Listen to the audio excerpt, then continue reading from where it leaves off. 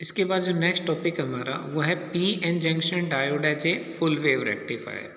तो इसमें हम समझेंगे कि पी एन जंक्शन डायोड को हम as a full wave rectifier किस तरह से यूज़ कर सकते हैं। तो अगेन फिर से हम सबसे पहले तो सर्किट डायग्राम देखेंगे। तो सर्किट डायग्राम में क्या क्या डिफरेंसेस हैं मैं वो आपको बता देता हूँ, समझा देता हूँ। सबसे पहले इसको हाफ वेव रेक्टिफायर से कंपेयर करना।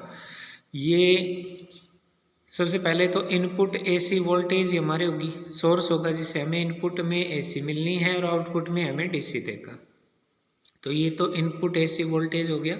उसके बाद में आपको पता है ट्रांसफार्मर लगाते हैं हम लोग। तो पी यहाँ पे प्राइमरी कॉइल है, एस यहाँ पे सेकेंडरी कॉइल। दो डंडों का मतलब ही समझा चुका था। हाँ देखो जो अंतर है इसमें वो देखेंगे। पहला अंतर तो ये है कि उसमें एक डायोड यूज होता था, इसमें दो डायोड यूज कर रहे हैं हम लोग, D1 और D2।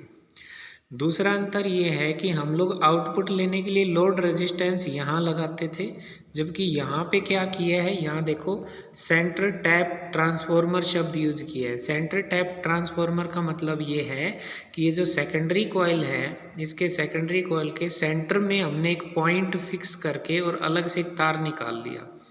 ये जो तार यहाँ पे आ रहा है और ये इस तरह से जा रहा है, इसका मतलब ये है, ये शो कर रहा है कि ये जो ये वाला पॉइंट है ये यहाँ पर, ये वायर इसके ऊपर से गया है, इस वाली ब्रांच से ये कनेक्टेड नहीं है, ऊपर गया है और इसको आगे निकाल दिया है। तो इसका मतलब कुल मिला के ये है कि जो हम आउटपुट ले रहे हैं उसके लिए लोड रेजिस्टेंस हमने कहाँ लगाया है। एक तो जो दोनों डायोड आपस में मिलेंगे उनके मिलने का जो बीच का पॉइंट है वहाँ से एक पॉइंट निकाल दिया हमने लोड रेजिस्टेंस लगाने के लिए, और दूसरा जो सेकेंडरी कॉइल है ट्रांसफार्मर की उसका दूसरा पॉइंट बना दिया। यहाँ पे आप देख सकते हैं ये अर्थिंग कर दी है, यानी ये शो करने के लिए है कि भाई ये जो पॉइंट है ना, इसका ये जो वाई पॉइंट है ये भी, और ये जो पॉइंट है ये भी अर्थ से कनेक्टेड है, मतलब जीरो पोटेंशियल पे है।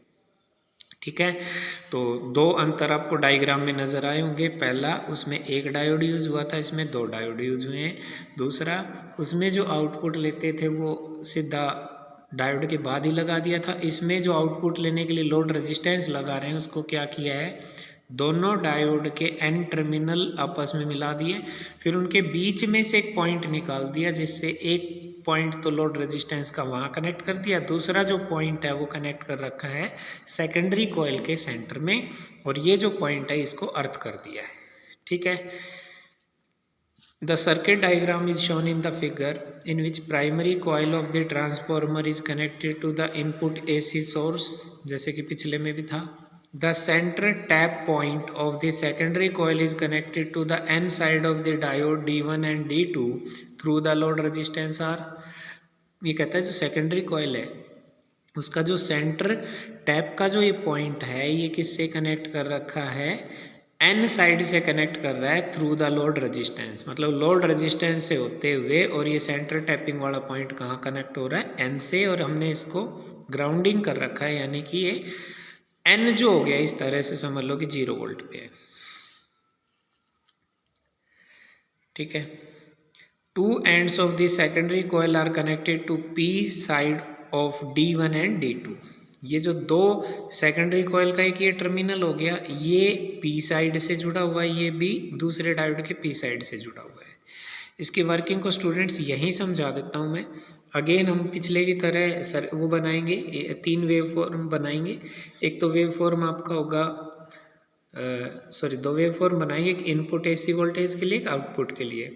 तो इनपुट में आप लोग जानते हैं कि जैसे ही during the positive half cycle होगा तो this terminal A will be positive and the terminal this B terminal will be negative. तो ए पॉजिटिव होगा, बी नेगेटिव होगा, तो in this case D1 is forward bias and D2 is reverse bias. So D1 will conduct but D2 will not conduct. So current will flow in the circuit along this branch A, X, Y.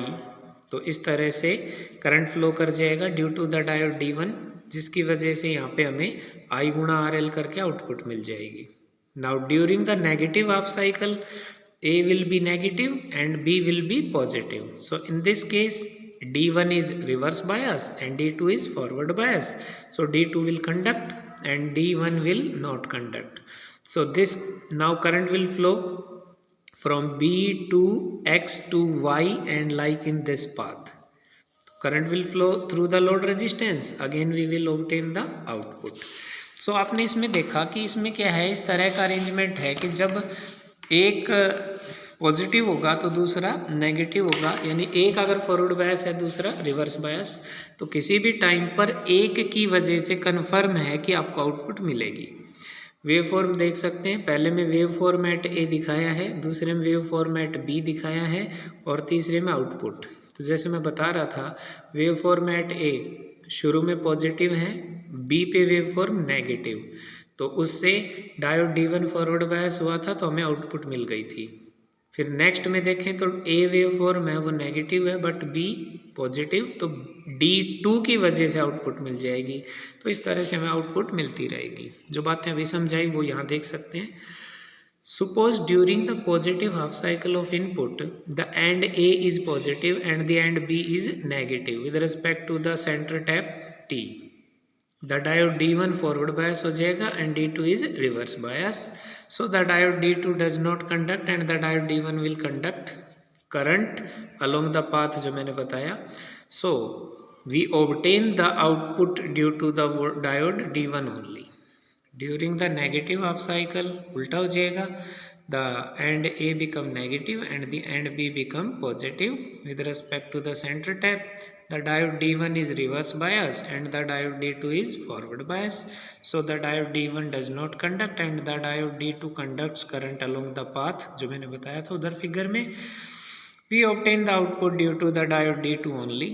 As during both half cycles of the input, the current through load resistance flows in the same direction.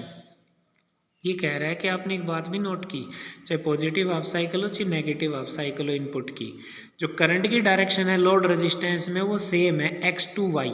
Current की direction x to y है, इसलिए जो output है वो केवल positive ही हमने half cycle दिखाई है, नेगेटिव हाफ साइकिल क्यों नहीं दिखाई। So we get a pulsating DC voltage across RL because output voltage is obtained for both cycles, so it is known as full wave rectifier. आपने इस तरह से देखा कि एक तो ये पूरी साइकिल के लिए आउटपुट देता है इसलिए इसका नाम फुल वेव रेक्टिफायर है। दूसरा इसमें देखा कि आपने एक टाइम पे एक डायोड कंडक्ट करता था जिससे कि पॉजिटिव हाफ साइकिल में तो D1 ने आउटपुट दे दी और नेगेटिव हाफ साइकिल ने D2 ने दे दी। तो इस तरह से फुल के लिए हमें आउटपुट मिलती है। तो स्टूडेंट्स अच्छे से आप इसको समझेंगे, प्रैक्टिस करेंगे और प्रॉब्लम आने पे आप पूछने आ सकते हैं। ठीक है, हैव ए नाइस डे।